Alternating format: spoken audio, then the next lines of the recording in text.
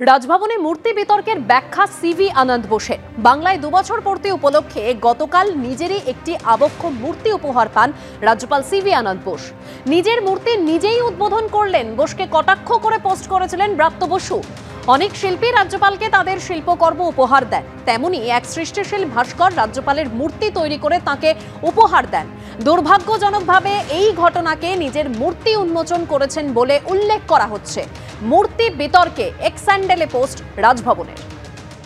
গতকালই রাজ্যের 6টি বিধানসভা উপনির্বাচনের ফলাফল ঘোষণা হয়েছে, যেখানে একেবারে 6-6 তৃণমূল। কংগ্রেস সহ বিরোধীদের বার্তা এবার কল্যাণের। ইগো ছেড়ে ইন্ডিয়া জোটের নেত্রী হিসেবে মমতা বন্দ্যোপাধ্যায়কে তুলে ধরুন। কংগ্রেস সহ অন্যান্য বিরোধী দল তাদের ব্যর্থতা স্বীকার করুন। ইগো ছেড়ে মেনে নিন, মমতা বন্দ্যোপাধ্যায় ছাড়া কিছু সম্ভব নয়। বিরোধীদের বার্তা তৃণমূল সাংসদ কল্যাণ বন্দ্যোপাধ্যায়। মমতা বন্দ্যোপাধ্যায় ছাড়া পশ্চিমবাংলায় কিছু নেই, বিরোধী দলে কিছু নেই। মানুষের ভরসা, মানুষের বিশ্বাস, মানুষের আস্থা হচ্ছে মমতা বন্দ্যোপাধ্যায়। তাই 6-0। আগামী দিনে দেখবেন পশ্চিমবাংলায় কোনো বিরোধী দলনেতাও হবে না, 30টা সিটও পাবে না।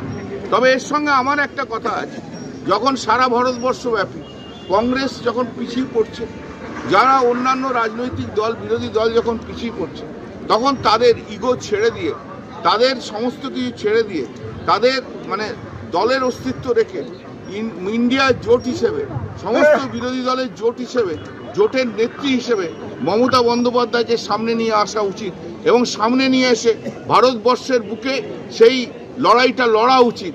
এটাতে কোনো ইগোর ফ্যাক্টর নয়।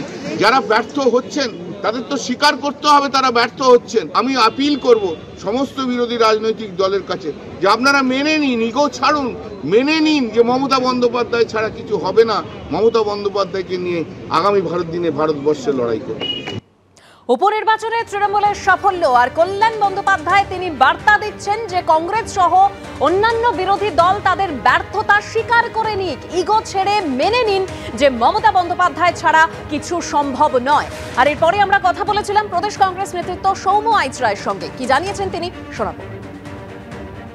নিজের দলটাকে সামলান, অন্য দলের কথা তো পরে বলবেন। তবে পুজোরও মাঝে মাঝে চিত হয়ে শোয়ার স্বপ্ন দেখে।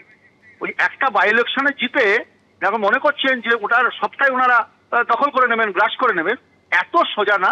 আপনি এই জ্ঞানের বাণীগুলো আপনি বরঞ্চ আপনার দলের লোকেদের বোঝান। তারাই এখন মানতে চাইছে না কালীঘাট আর ক্যামাক স্ট্রিটের লড়াইয়ে। কারা কালীঘাট আর কারা ক্যামাক স্ট্রিট। উপনির্বাচনের সাফল্যের পর একদিকে কল্যাণ বন্দ্যোপাধ্যায় কংগ্রেস সহ বিরোধী দলের সেক্ষেত্রে তিনি বার্তা দিচ্ছেন, ব্যর্থতা স্বীকার করে নেওয়ার কথা বলছেন। অন্যদিকে এই 6 কেন্দ্রে জামানত বাজেয়াপ্ত হয়েছে বামেদের, সিপিএমকে কটাক্ষ করে পোস্ট করেছেন কুণাল ঘোষ। মোটর কলাই গোল গোল দাঁতে ভাঙে না, সিপিএম 0 থেকে 1-এ যায় না। উপনির্বাচনে ভরাডুবি নিয়ে সিপিএমকে কটাক্ষ করেছেন কুণাল ঘোষ।